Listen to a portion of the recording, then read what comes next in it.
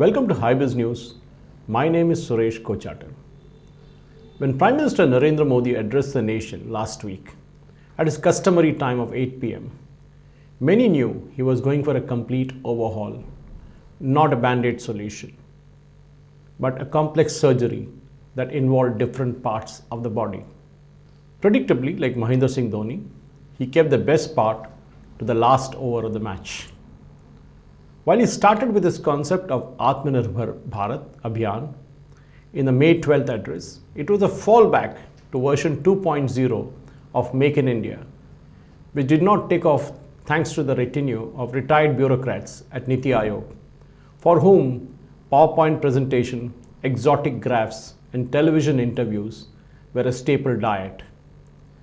In his second innings, post the 2019 elections, as the Prime Minister, Narendra Modi has realized that he needed to emulate, or even better, P.V. Narasimha Rao, who had decided that unless India opened up for business, it could be another relic of the past. It's a different matter that its own party at that time did not write a good epitaph for Narasimha Rao, a man who was considered an architect of a resurgent Bharat. But Narendra Modi does not have someone lording over him. He is the Lord himself.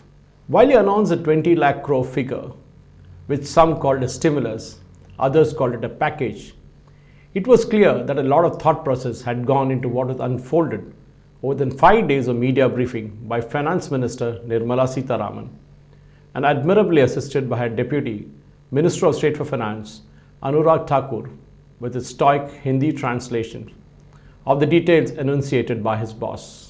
If someone was expecting a US type of handout or a UK style of dole, they were disappointed. In fact, if one knows Narendra Modi's way of thinking, he would teach a man how to fish so that he would fish for a lifetime, rather than giving him the fish so that he keeps coming back for more. It is tough to explain the financial empowerment Narendra Modi style. He believes that the concept of putting money in the hands of the common man simply does not work. It is Jurassic. It does work to the poorest of the poor, just as he does with his direct benefit transfer to the poor and farmers. Then comes Ujjwala, which in the present scenario is 3 free LPG cylinder at 500 rupees a cylinder, that is 1500 for each woman, who have in a way changed their lifestyle getting out of the coal and chula based cooking. But the biggest cry was coming from the MSME sector. Modi ji, here again, did not tinker with the interest of GST rates, both of which was expected as a wish list of the lobbying group. They thought he would play with the interest or at least cut down the GST. Both did not happen. Instead, Nirmala Sitharaman changed both the investment and turnover size of the business for MSME, announced loans without collateral for both stressed and the ones who are doing well. I will take up that in detail in the subsequent bulletins of HiBiz TV. Then came the Big Bang announcement for farmers, which was something that was pending for more than 30 years. The crucial tweaking of the Essential Commodities Act, and with it the APMC Act, so that the farmer could sell his produce wherever he wanted. Next came the amalgamation of public sector units to ensure that there was no duplication.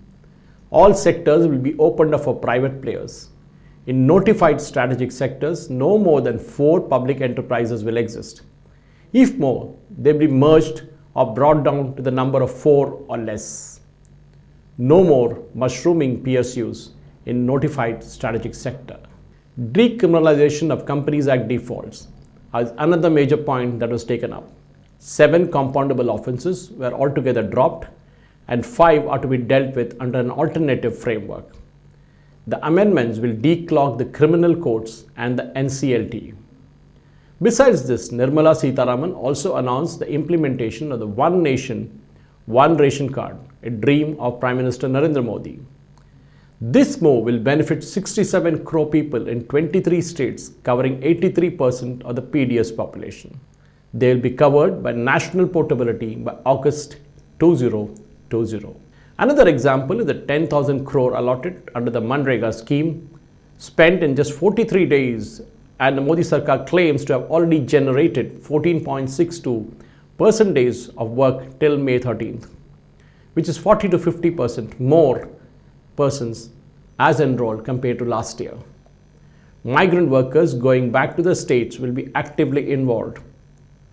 The unshackling of monopoly of the PSU coal companies is another thing of the past. Despite having the fourth largest coal assets, India imports coal to the tune of 1,74,000 crores every year. With this move, nearly 50 coal blocks will be offered immediately for auctions, and any party could bid for the blocks and sell it in the open market. There will be no eligibility condition and only the upfront payment with a ceiling. On non-coals, the finance minister indicated that 500 mineral blocks will be auctioned and there will be no distinction between captive and non-captive mines. Besides, government will also introduce a joint auction of bauxite and coal blocks to enhance the competitiveness of the aluminium industry. Well, there are more such steps that were listed out in the 5-part series with the finance minister. We will list them out for you in the coming days and analyze them in detail. Thank you for watching.